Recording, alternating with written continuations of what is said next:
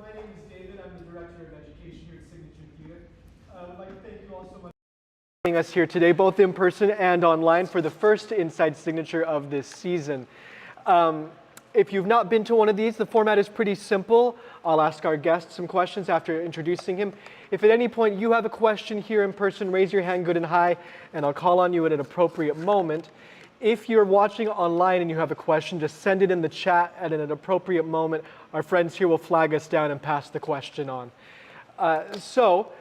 Before I introduce our guests, a couple announcements, things that are going on here at Signature that you should know about. Bridges of Madison County runs for about 10 more days, closes on the 17th. Out of curiosity, who here has seen the show so far? Excellent. Who here has not seen it yet? Repent. Okay. Oh, yeah. Who's seen it more than once? Okay. I've seen it more times than we've never seen anything. Okay, wonderful, wonderful. It's a beautiful production, and we'll talk about it a lot today. Other things going on here at Signature. King of the Yees opens next door in the Arc on the 12th. Very excited about that. And next month's Inside Signature, October 5th, we have two cast members from King of the Yees. We have Grant Chang and Ashley D. Newen, and we're excited to talk with them about this fantastic piece. So with all of that being said, we have with us here today Mark Evans, who is currently leading. Yes, thank you. Currently in Bridges of Madison County. Mark, how are you doing today? I'm great now that I've been gifted this little blue truck. I'm going to place it right there. What an on-point gift. So Mark, before we jump into talking bridges, let's get to know you a little bit. Where are you from originally? Not America, as you might be able to tell by my accent. I'm from North Wales originally. If you're not familiar with the geography of the UK, I say Scotland are the fingers, England is the palm, Wales is the thumb, and Ireland is over here. So I'm from my thumbnail. I left home when I was 16 to go train professionally in musical theatre and dance. Lived in London for about a decade, and then moved over here a little over 10 years ago now. Amazing. And your family in Wales, are they artistic, or are you the anomaly, or No. Okay. It's much closer to sort of Bud's lifestyle in the Bridges of Madison County. My dad is a sheep farmer. Amazing. I grew up on a farm in the beautiful hills of North Wales. I'm the youngest of 4 kids. My sister's the oldest, 2 brothers between, and then me. I don't think my parents, particularly my dad, knew what to do with me as someone who wasn't interested in farming or soccer, rugby, any of the boy stuff. I wanted to be, dancing and singing and acting. So no. My brothers might think they can sing when they've had some alcohol in their system. Right. Trust me that they cannot. And I'm a teacher who says everyone can sing, apart from my brothers. How did you stumble into the arts then, growing up on the farm? Honestly, I was different as, I didn't know anything about my sexuality at a young age, but when I eventually grew to learn that I was homosexual and being a gay boy in that community, I was just different. I was different to the normal kids, and I had a music teacher who noticed I could sing a little at primary school. So when I was 10, she gave me my first solo, which was singing a Welsh rendition of "Walking in the Air" from the Snowmen, and that was performed at a grocery store. And my mum had been informed that I was going to be performing there, but we were running late. So picture my mother with the shopping cart empty, because she didn't want to spend money, going back and forth, up and down the aisles, waiting for us to arrive. I started competing in Welsh talent competitions. I started acting at the age of 11 and dancing at the age of 12. Honestly, just because it made me feel really good to express myself and to be with people who were a little bit weird and a little bit different, a little bit odd. I was the only boy in my dance school for the whole time that I was there as a teenager, bullied severely as a result of it. But honestly, it's the best thing. I celebrate my differentness now, because if I'd have fit in with everybody else, I wouldn't have felt like I didn't have a choice but to go towards something that I was good at because I didn't feel I was good at anything else. And if that's as a result of me being different to everybody else, then I'm very fortunate with the career and the life I've had. Absolutely. So you leave home at 16. Is your family supportive of this, or are they good? You're like, bye. Right, like good riddance. Right, I mean, Yeah, one less mouth to feed. So in the UK, the school system, you can either leave home at leave school at 16 when you've done your GCSE exams, Okay. or stay another 2 years in order to do your A levels, which is what is required to go to university. But you can go to further education college from 16 onwards. And so I went to a professional dance college first for a year, and then it was a 3-year course, but by the end of the first year, I was teaching the third years. So I was like, I need to be going somewhere that's going to challenge me a little bit more. So then I moved down to just outside London. Okay, wonderful. And growing up, who were the actors that were inspiring you, that you loved to watch? Who were the... I really wanted to be a pop star. I didn't want to be so musicians then. We can talk musicians and dancers even. It was like the Europop, like, Yeah. For those of you who are familiar with Eurovision, it's kind of like that sort of like disco beat Europop stuff. There's a pop group, Steps, who are like, yes! You have some mega fans here. Okay. So they're like the next generation ABBA, so mixed gender pop group. And I always thought, those of you who know Steps, I always thought that Lee, one of the two men, wasn't very good. I wanted them to take him out, put me in. But I auditioned for a couple of boy bands. So that's what I thought I wanted, because I didn't really know about musical theater. I had no access to the West End or anything. I saw my first professional touring production of Fame, the musical. It was the first musical I saw, and was like, oh wow, that's what I want to do. Cool. And I was 15 when I saw that. So up until then, I just wanted to be a singer or a pop star. So I didn't really have any actors that I was inspired by. But then, I mean, I used to listen to Michael Ball's album a lot. You know, him singing "Love Changes Everything" and "Bring Him Home." But I think when I eventually started pivoting my attention more towards stage acting and musical theater in particular, you know, Hugh Jackman is an obvious choice of someone who's a good inspiration. The fact that I am a trained dancer who now works predominantly as an actor and a singer, it's like, there actually aren't too many roles that celebrate men being able to do all three, Yes. you know what I mean? Like, Robert doesn't dance at all, you know what I mean? And most people who would play Robert haven't trained as a dancer. And so I would love to do a role that sort of like is all three of those, you know what I mean? To get to do deep, meaningful material like this whilst also, I mean, honestly, Curly in Oklahoma was the only time I felt like I've been able to do that, because I didn't have the girl playing Laurie and we didn't have doubles for the Dream Ballet. We did the Dream Ballet too. Great. So that was lovely to be able to kind of celebrate the full skill set, you know? Yeah, absolutely. So, did I see a hand? Jacob, please. Hi. Hi. When you described your childhood is, to me, the very apt description of Billy Elliot. So Yes. I'm curious, assuming Yes. whenever that you cross paths with that on the show. Yeah, I saw the movie when I was 15, 16, I think, and it had a profound effect. My mom took me to see the movie, and Sorry. we're talking about Billy Elliot. I'll get in the habit of repeating all of them for the friends at home too. So he said that your life has some parallels with Billy Elliot. Have you encountered the piece or know it? Sorry, continue.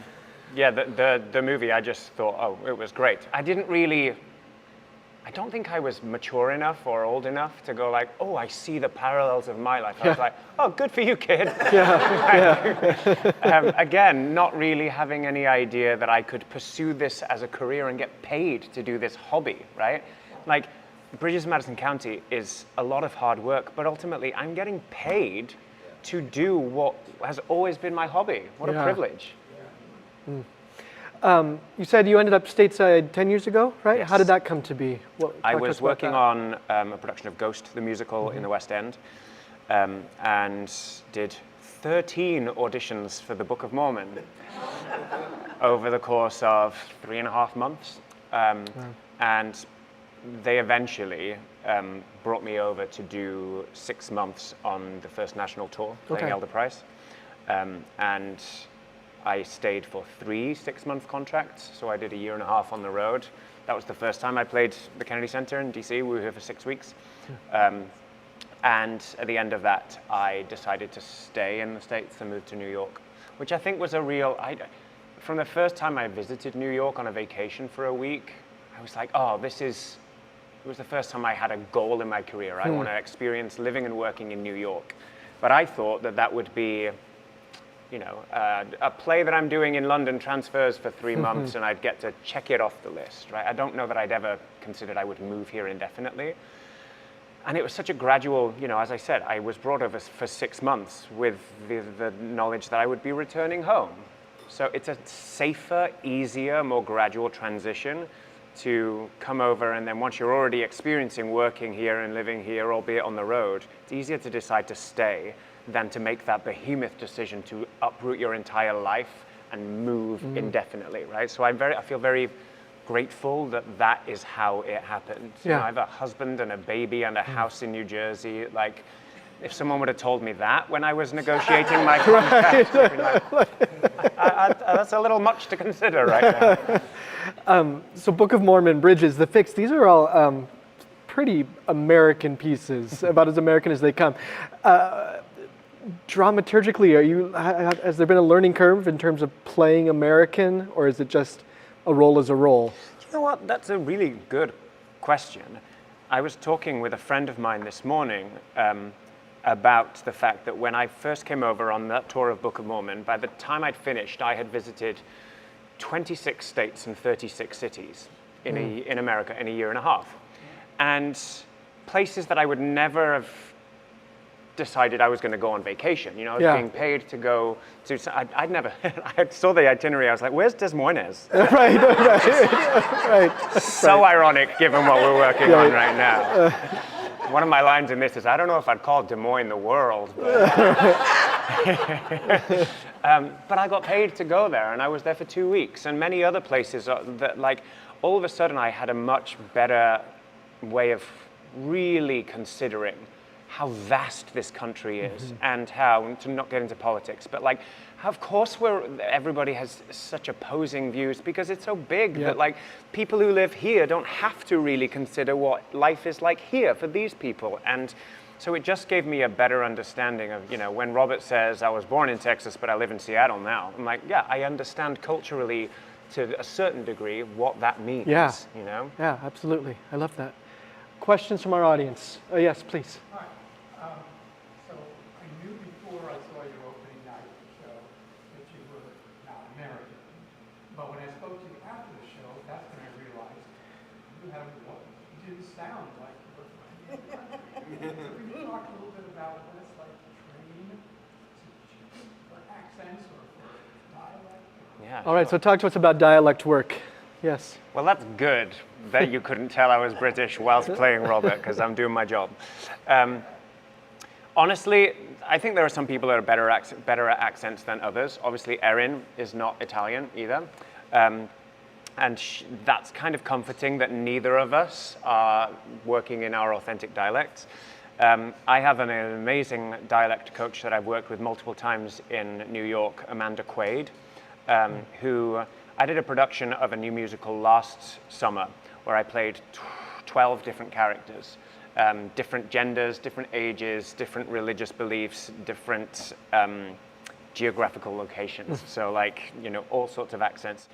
And the work that she has done with me that I find most useful isn't just about changing the sounds, but it's how do I feel when I speak this way, right? Because if you start talking with a voice that isn't your own, you feel like a fraud, and that someone's going to call BS, and then like you're not authentic. And there are elements of my personality that come to the forefront more when I speak with Robert's voice than my own voice. And so I have to, for courage and confidence sake, lean into those things more. But then there are also technical tools to help with the sound. Like, each of you can try this actually. If you think of the back sides of your tongue, attach that to the molars at the back of your voice, at the back of your mouth, and try speaking from there. It's really hard to do it without actually having a natural Southern dialect. There are little things like that when I'm tired or I feel like it's not quite as focused as I want it to be, I revert back to the tools. Most of the time, it's in there just through repetition. Good question. Thank you. Other questions? Oh, one from online. Yes. Stephen McDowell asked, what has been your favorite role thus far, and what role do you want to play? All right. Favorite roles so far and dream roles. Genuinely, Robert Kincaid in this production is my favorite role I've played so far. Wow. I feel very blessed to have played a real variety of roles, but there's something about this. My husband saw the first preview and said, "Oh, you love this man, don't you?" and I was like, yes, because to me, he is what every man should be.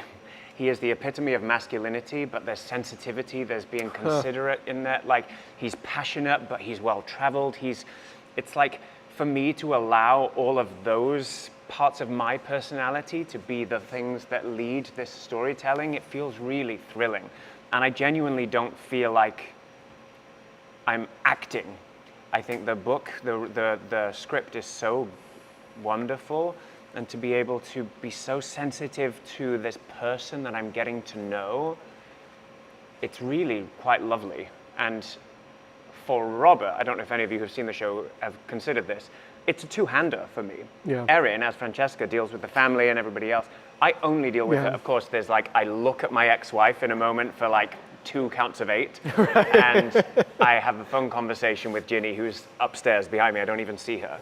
So I get to go on the beautiful trajectory of this 4-day journey and beyond with Francesca and only her.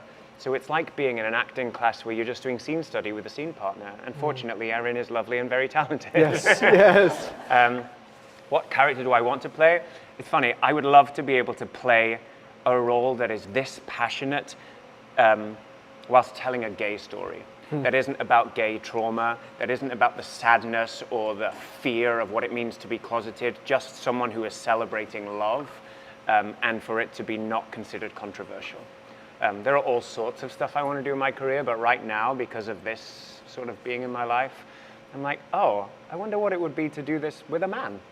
I haven't had that opportunity. Well, David, please. Following up on that, is there an existing play or musical that has that?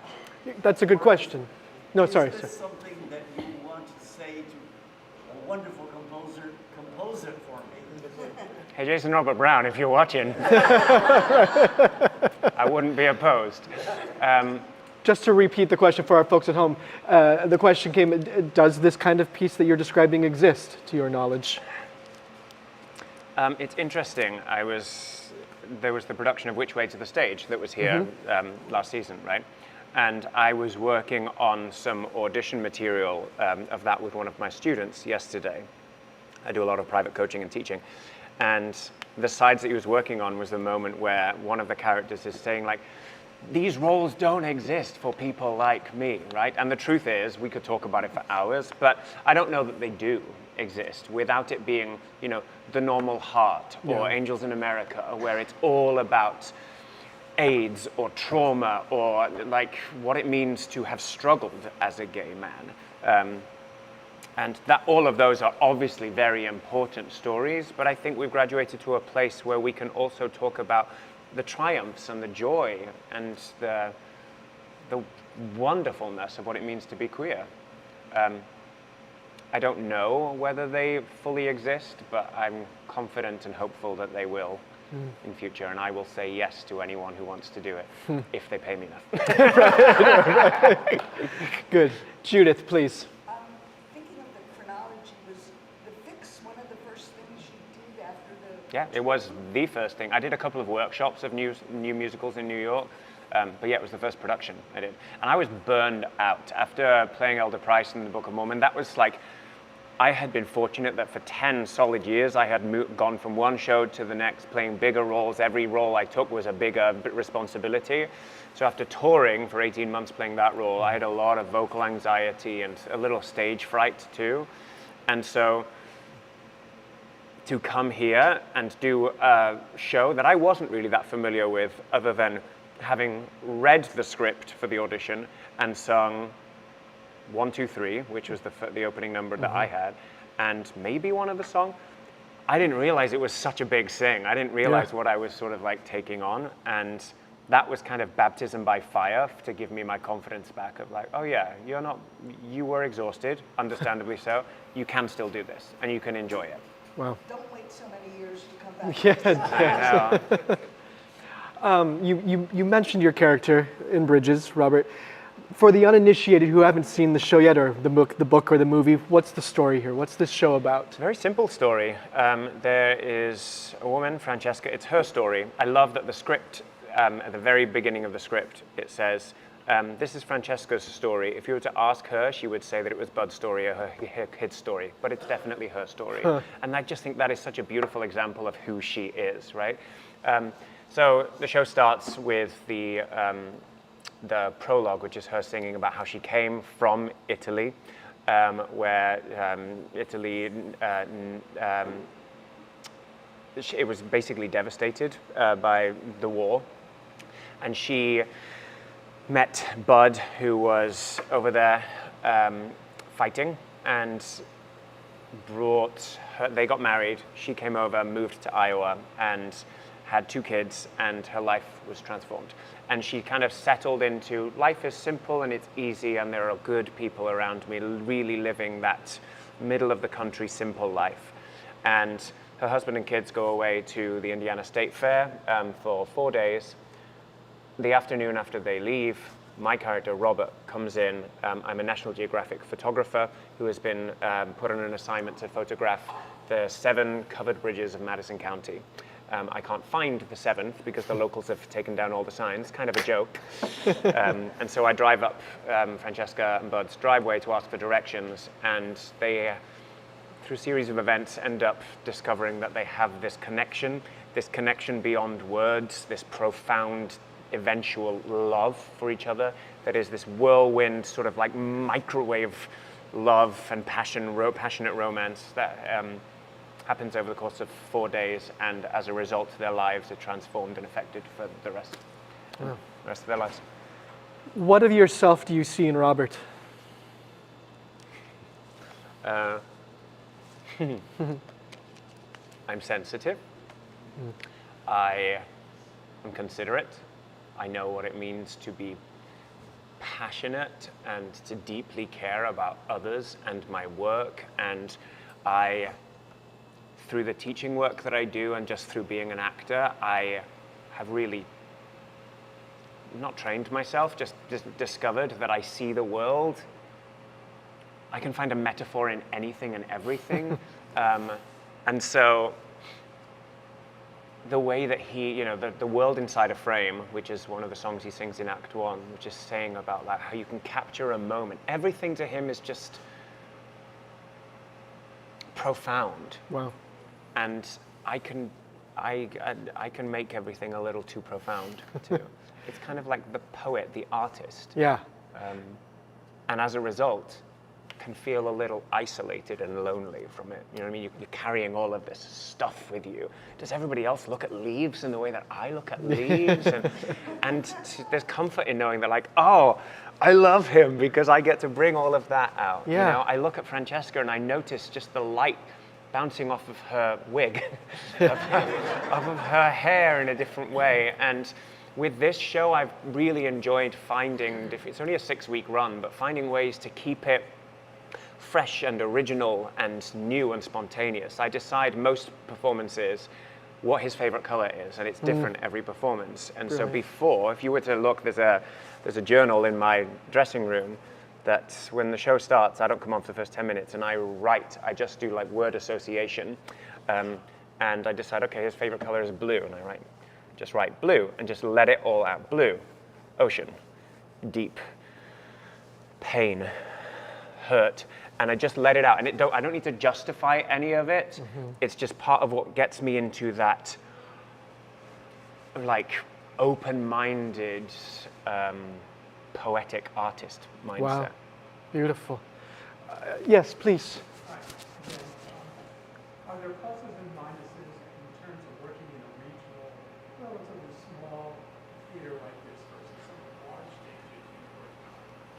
Yeah, pluses and minuses between working in a smaller theatre like this compared to bigger spaces. Honestly, one of the reasons that I think it's one of my favorite jobs that I've ever done is because there's less pressure here. We are doing it for a 6-week run. Whether it is a full house or whether it is half empty, it is running for 6 weeks. We don't need to worry about the future life of this. We're not trying to transfer it to Broadway. We are simply telling the story for the sake of telling a good story. And that is actually really, really nice, especially in the climate that we're at, that Broadway is at right now. Yeah. We've been like financially unstable post-pandemic.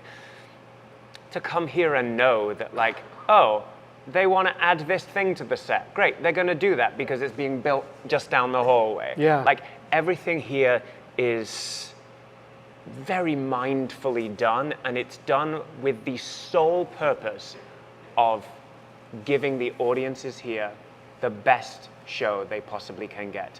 And so there is faith and trust put in the creative team. They don't really have to, as far as I'm aware, they don't have to answer to the money people, right? I don't like that that character says that line, and I contributed $150,000 to this production, therefore that line gets axed. You know what I mean? It's that sort of stuff where like Ethan Hurd, our director, spearheaded this with such integrity and specificity, but he's a beautiful collaborator.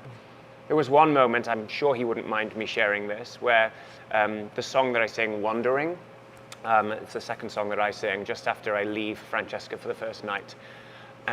He said, full disclosure, vulnerability as a director, I don't really know what to do with this song. And I was like, great, let's figure it out. And it's the fastest that any of the songs came together because I was like, let me just sing it and I'll follow my instincts. And we basically set it in one run of it because I just walked around the stage and I was like, maybe this becomes the hotel room, maybe this becomes this. And we didn't have to answer to anybody else. It was pure, it was beautifully collaborative.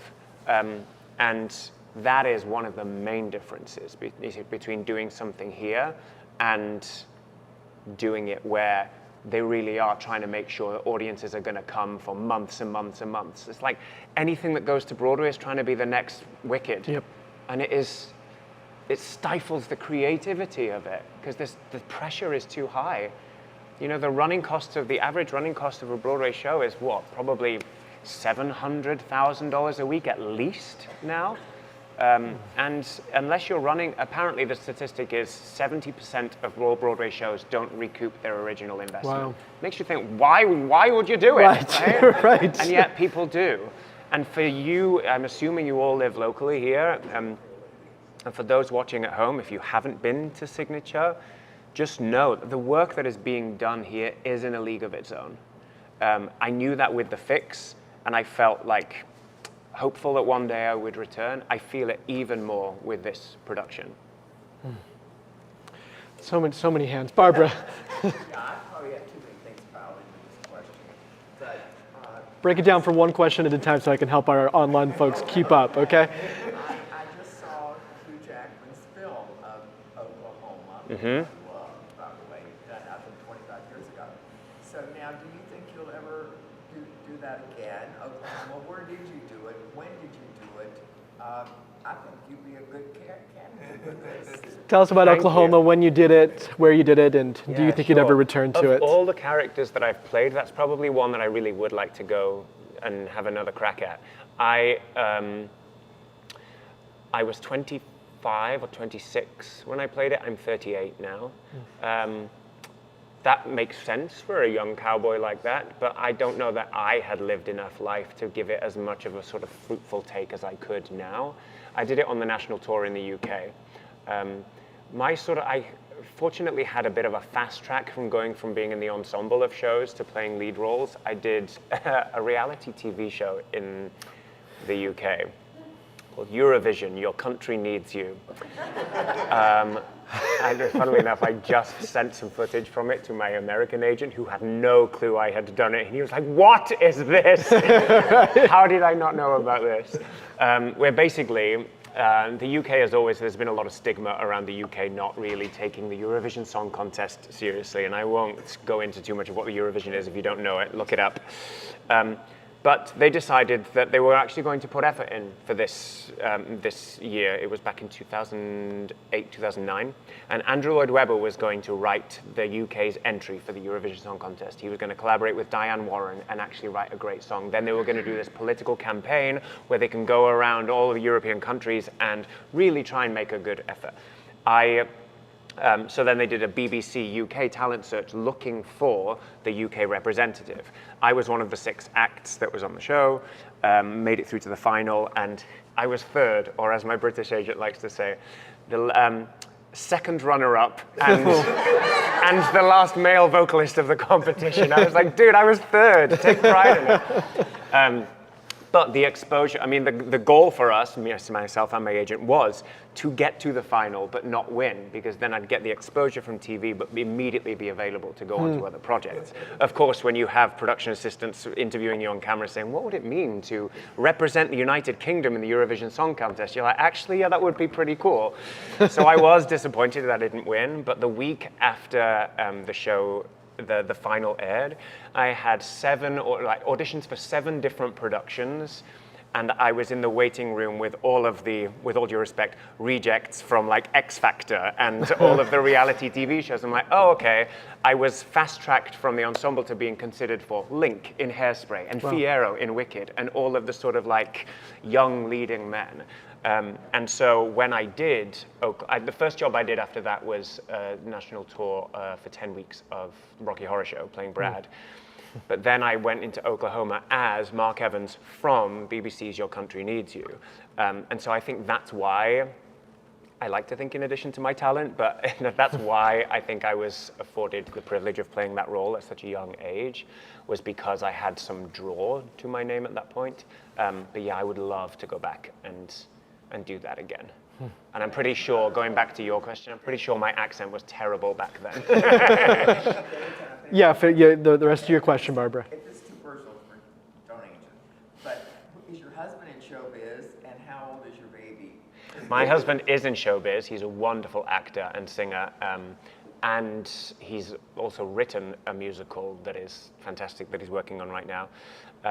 Yeah, he and I have been together. He and I have been married. It'll be 4 years, September 29th, 28th, 30th. Hang on. Hope he's not watching. September 30th. We had a 3-day wedding. That's and yeah, we got married 6 months before the pandemic shut down, fortunately. So we got married in September 2019. And our baby girl, Larson Jean, she'll be 16 months on September 13th. Love it. That's great. She's awesome. We have an online question.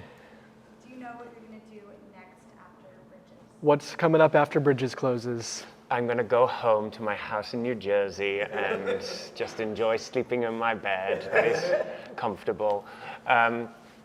I work as the associate director on the off-Broadway production of The Play That Goes Wrong and all the North American productions that happen. So there's a lot of work to be done back there. And I also work as a teacher at an acting studio in London, in New York, and with a lot of private coaching students. So I'm back to that part of my life. There's no performing jobs on the horizon right now. There's potentially a couple of things in the UK that I'm going to be working on. But yeah, it's mostly just getting back home and recalibrating after a wonderful summer here. That's great. Yes, in the back, please. Yeah, there's some less attractive aspects to the character's personality or character. Since he says he's left everybody behind, his family, the cut all ties, it's difficult connecting really gets to Francesca. That's played up in the play. How do you integrate that into your characterization? Okay, so talk about the difficult sides of Robert and yeah. I think that's a really good question. I think one of the things that I embrace about Robert is that he's found sort of acceptance in that. Some of the work that I was talking about that I do before the show is what it means to be a loner and to have isolated himself. And he says, my father threw me out. I've decided reasons as to why that happened, but I grew up in Texas and I'm different to my father and my mother, and I'm one of at least 5 because the script says, and I don't know where my brothers and sisters are. So multiple, right? So I have at least 2 brothers, at least 2 sisters. I'm not in touch with them at all anymore.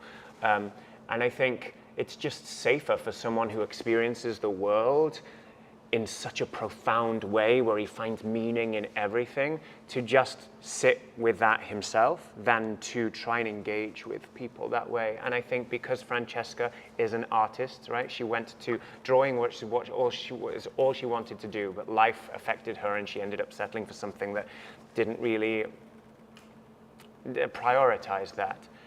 And the pain that he sees in her because, you know, she was engaged to Paolo, who went off to the war and didn't come home. Like, she had a turbulent relationship with her sister, Chiara. She decided to move to America, and she hasn't been back home since. And, like, the fact that I was just in Naples and tell her that there's something that we bond over. And I had, like, he really does resist Francesca as much as possible. You know, he says, I tried to leave yesterday. I tried not to eat supper here. You saw that. I never drink the tea. I never do this. I have accepted that I am a loner, and I will, in the book, which is so useful for me in my character development, it talks about how Robert really wants a dog, but he knows that, like, he spends so much time away from home that it wouldn't be fair to the dog to have it with him. And so he names the truck Harry. He names the truck. And that's why, you know, in the song, I'm like, this old truck, she's been around. I'm like, this truck is my companion. Wow. And the acceptance of that is kind of beautiful to me. I don't know if does that answer your question? Yeah? Great. Right here, please. Is there a story behind your foot tattoo? Story behind your foot tattoo. This is news to me. Foot tattoo. Okay. Can I tell you? A lot of people ask, what's it like to perform? I have a Welsh dragon on this foot, and underneath it is EST, established 1985, which is my birth year. When people ask, what's it like to perform in an environment like this? I'm like, oh, it's thrilling, because your back is always to some part of the audience, so you don't really have to take care of their experience. I describe it kind of, hopefully quite poetically, as like, you are all the flies on the wall of our existence, right? You get to watch whatever you choose to watch. Having said that, we're very aware that there are human beings dropping their phones or rustling their candy wrappers and coughing, and it can very easily be distracting. The moment where you are able to see my foot tattoo the most is when I'm in the bed. We've just returned from Des Moines, and she gets a phone call from Bud, and I sit on the side of the bed, and I'm like this, facing the audience, who are half this distance away. Yeah. And I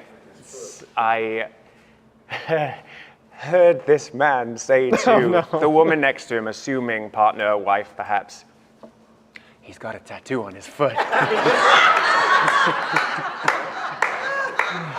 Gosh. And I'm about to sing Million Miles, you know, and I'm like, and the tattoo has a date that's 20 years in the future.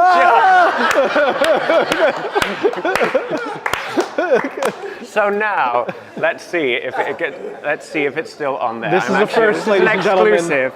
Look, you can see there's makeup. I cover the date on my tattoo now. So there's the dragon. I'm like, Robert would have a dragon.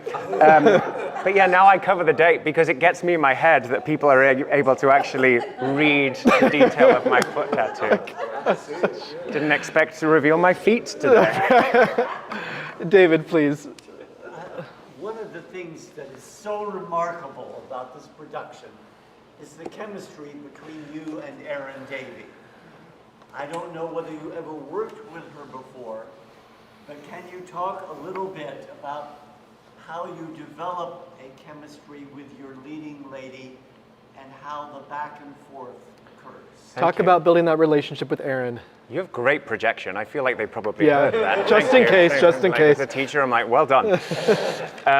Erin and I we didn't really know each other well. Erin gave a wonderful performance as Camilla in Diana the musical that was on Broadway recently and on Netflix. I did the very first reading of that, playing one of the smaller roles.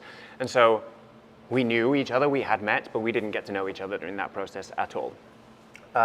So then she was offered this role and was brought into the audition room to read opposite a bunch of us who were auditioning for Robert. And I didn't know that until Jeff, the casting director, came out and said, do you know Erin Davey? I was like, oh yeah, I know her. why? He's like, oh, she's playing Francesca. She's in there now. She's going to read opposite you. And I was like, oh, okay. Like, nope, she's good. And she was. And from then I was like, ooh, there's something about Erin that is mysterious in the most respectful and wonderful way. She makes you lean in. You're like, what are you thinking right now? Like, there's a depth to her as she was discovering who Francesca was to her. It was such a privilege to watch it because I didn't need to know what was going on in her brain, but just watching whatever was going on in her brain was an opportunity for me to discover Francesca, you know what I mean? And to be given the guidance from Ethan, our wonderful director, and also Chelsea Pace, our intimacy choreographer. It was really wonderful to feel safe to do, Ethan had said I wasn't actually here for the first day of rehearsal. I was working on a project in New York still. So I zoomed in for the original meet and greet. And Ethan gave this beautiful speech about eroticism and what he wanted to accomplish in this production. And I was like, oh shit, I'm gonna stay in New York. And it really was done with like what it means to desire someone and to want what you're not supposed to want, and for the love above it to transcend that, and for you to feel like you don't really have a choice in it, and for us to be guided so beautifully by Chelsea and Ethan with tiny little moments and following the arc of the story, like where they wouldn't really be comfortable enough to do that yet. Like that Robert is pretty reserved and sort of like finding themselves through it took some time, and there are a couple moments in the story that like are hard to go like, because you have to find a life-altering love in the span of 4 days. Right. And there are a couple of moments that feel like a real, pivot into like, oh, we're here now. And Erin and I being able to talk with Ethan and decide for ourselves what this means. Whether the audience pick up on the nuance of it or not, honestly, we can't be too concerned about that. That's not our jobs to take care of your experience. Each of you is going to receive the show in whatever way you're going to receive it. But for Erin and I to decide on what everything in the script means, putting a production up with this configuration was challenging because there's just the logistics of it. Oh, park around the back. The back, yeah, you can park in the shade there. And then it's like, oh, I'll just fill the cooler with ice. And like, but I've already brought the cooler in and there's no truck. And there's all of that stuff was like really useful to figure out. And in that, Erin and I were just discovering who we were. And I think it's actually more beneficial that we haven't been friends before this, because we didn't have to sort of like try and cancel out or negate what we already knew about each other. She will forever be Francesca to me. And like people are like, oh, I really hope you get to play this role again in the future. And I said to Erin, I'm like, oh, if ever I get the opportunity, I'm calling you. I don't want to do it with anybody else. Wow. People have very strong feelings about the source material for Bridges of Madison County. I feel like as soon as we announced it, everyone came out of the woodworks to tell us if they loved the book, hated the book, loved the movie, hated the movie. Did you know it coming into this, or was it? Yeah, and did you have strong feelings about it coming into it as well? One of the times I was talking about having a tough time at the end of the tour with Book of Mormon, I was signed off from the show on a week's medical vocal rest, and I wanted to go and speak to medical professionals in New York who deal with the Broadway lifestyle and demand. And so I watched the original Broadway production of Bridges of Madison County whilst being told I wasn't, like medically wasn't allowed to speak, let alone sing. And so to be sitting there in the audience receiving this gloriously orchestrated, beautifully composed music and be like, that's what sorry, I just smacked the microphone. That's the kind of storytelling I want to do. And just tucked it away in my little back pocket, like at some point I want to play that role. It's kind of, I understand how some people can see it as, it's a show about an affair.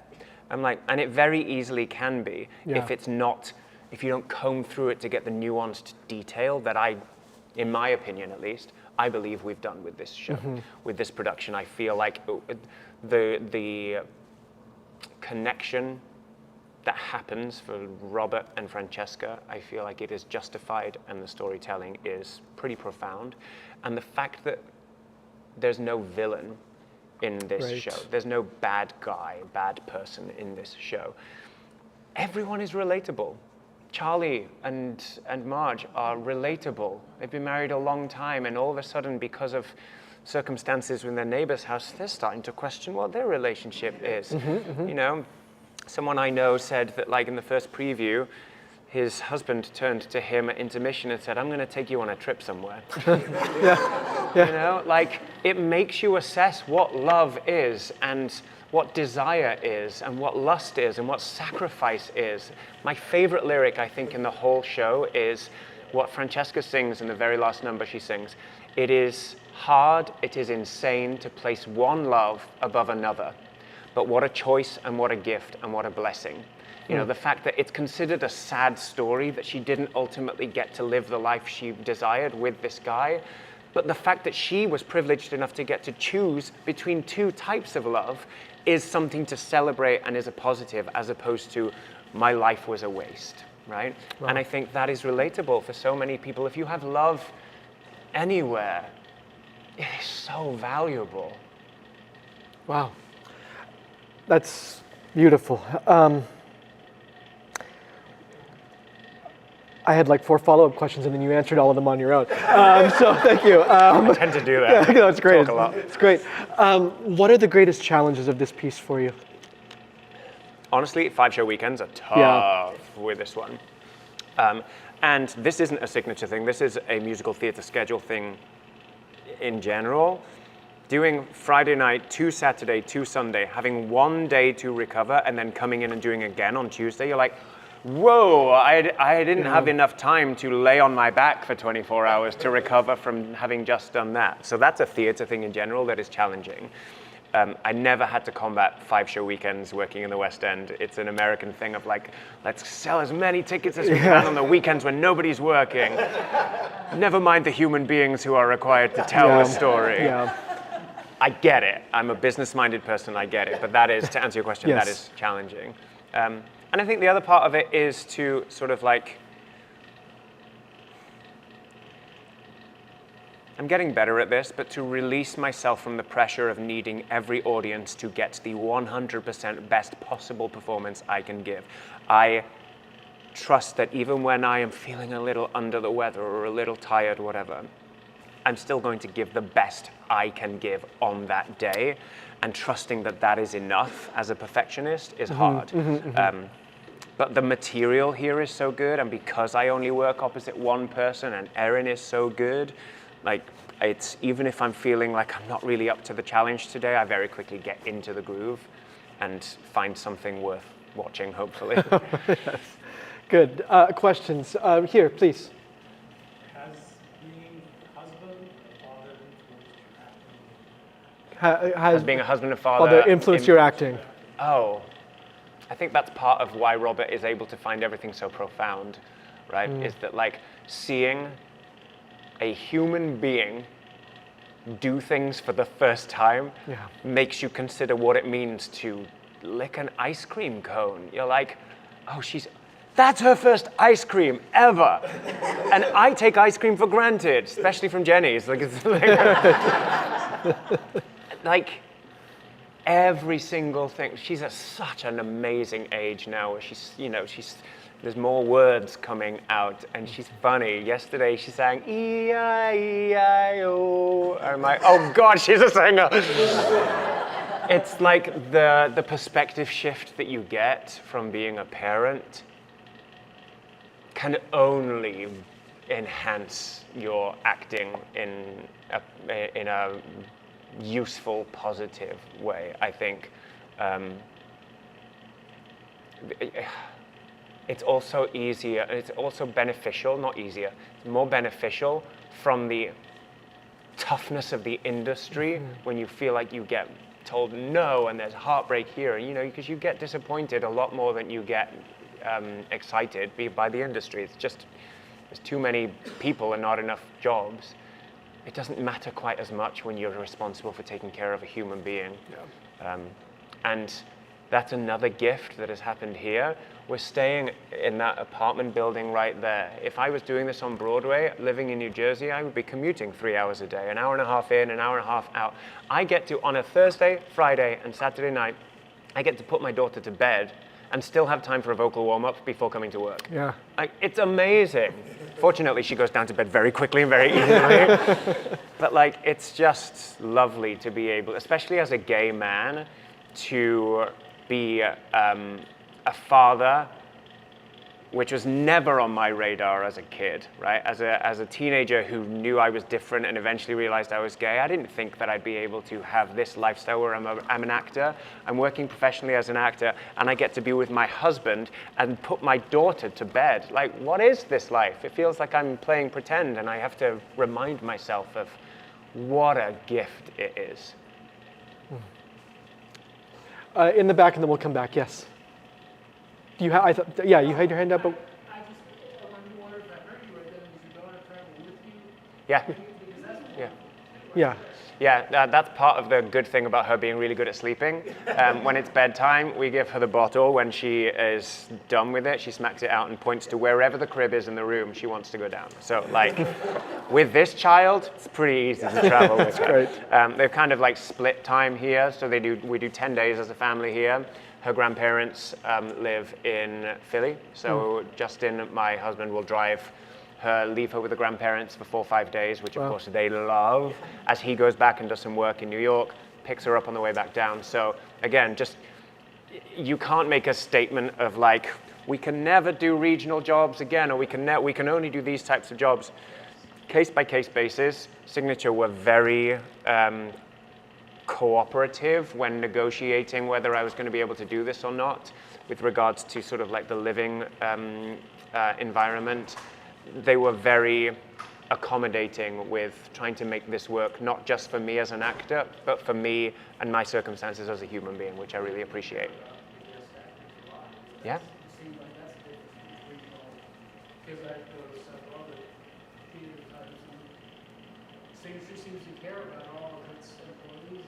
And there's a difference between saying that you care and actually caring.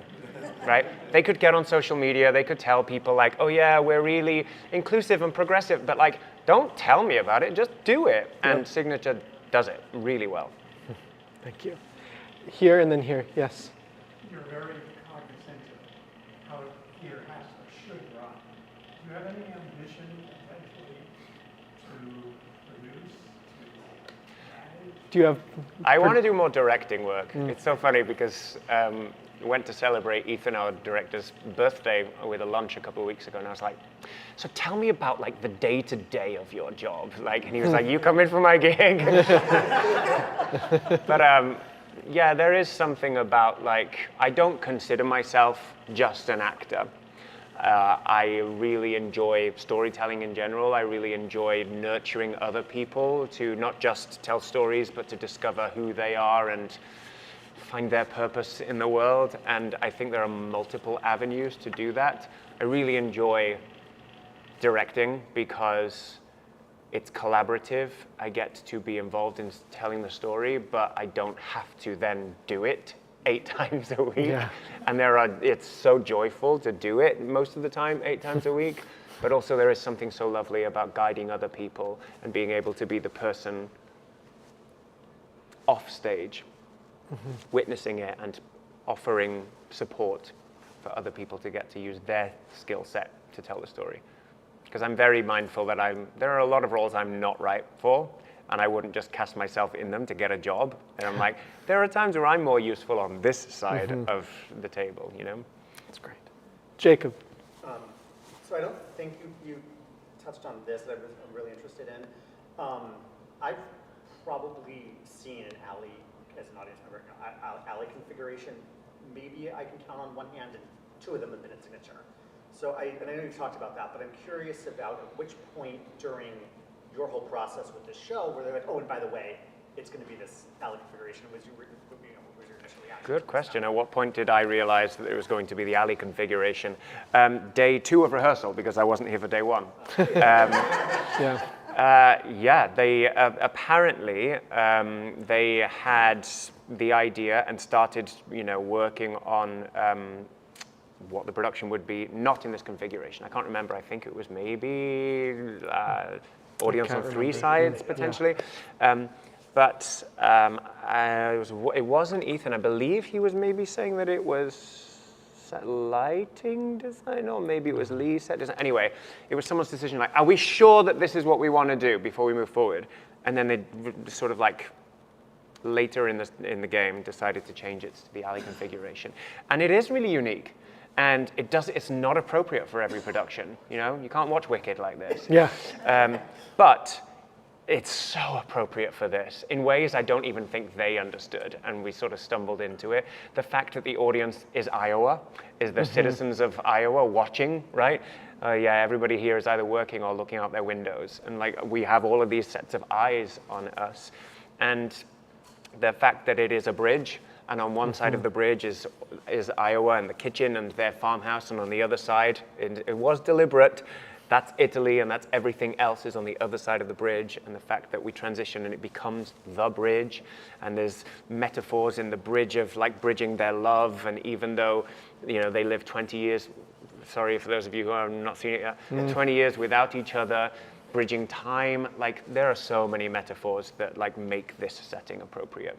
I think the only time I've seen something similar to this was Oklahoma, the revival that they recently did. I saw it at St. Anne's Warehouse, and then it transferred to Circle in the Square. But to be honest, this is one of the only places you could do it, because it is an empty black box that they, I know that that's one of the things that the loyal audiences here celebrate about Signature, is that it's a different configuration every time, and you don't know what it's going to be. Yeah, Passion was the last time we did it. But that was what, a decade ago? No? 5 or 6 years ago, so yeah. Any other questions? Yes, please. Do you still maintain your dancing skills? Yeah, do you still dance? I don't take class anymore just because there's not time. I mean, I could find time, I'm sure. No, I've said to my agents, both here and in the UK, I've got one more dance show in me. Yeah. Hurry up. I'd like to do one more role that really sort of like challenges me that way, but I know that it's going to require a lot more maintenance now than when I was in my early 20s. Please. You're obviously a man of many talents, acting, singing, dancing, directing. There's a fifth area you haven't mentioned. Have you thought anything about writing? Have you considered writing? Have I considered writing? No. Next question. No, I think there's something collaborative about directing where I can take someone else's writing and discuss it and help finesse what that is. I don't know that I just don't have the desire to do it, which is interesting. I write for myself, as I said, like the beginning of the show, I'm like writing, and it helps to get that out of my system, but I would rather be the detective that tries to discover all of the clues that someone else has given to me and how this storytelling is going to pop, as opposed to be the person planning where the clues are. You know what I mean? When I teach, I talk a lot about mining for the meaning, that you're just chipping away, really trying to find the meaning. There are so many ways to be impatient with material where you default to the obvious choice, right? I'm like, well, what would it mean if, like, this question wasn't a rhetorical question? What if you're actually asking a question? Whoa, all of a sudden, like, that just changes the meaning of it all. And that's been something really wonderful about, you can default to the obvious choice with, I'm trying to think of an example in this show. Okay, when she comes down in the pink dress, you are so beautiful. Do you know how beautiful you are? How did I get here? Each of those could be compliments, right? And I'm not saying that my way is a better way of doing it. Like, you are so beautiful. Do you know how beautiful you are? By the way, you're beautiful. How did I get here? How do I get to be in your presence? But if it's like, do you know how beautiful you are? Like, increase the desire for her to understand. It's more than a compliment. It's like important to me that you understand how beautiful you are, because I don't think you do. And then, oh my God, how did I get here? Is more than just like, how am I lucky enough to be with you? It's like, what is my life?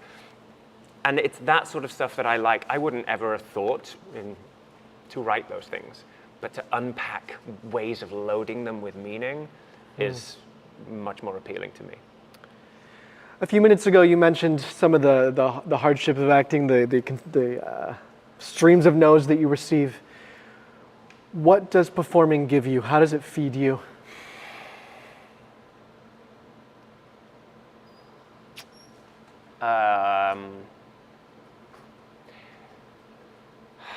Gosh.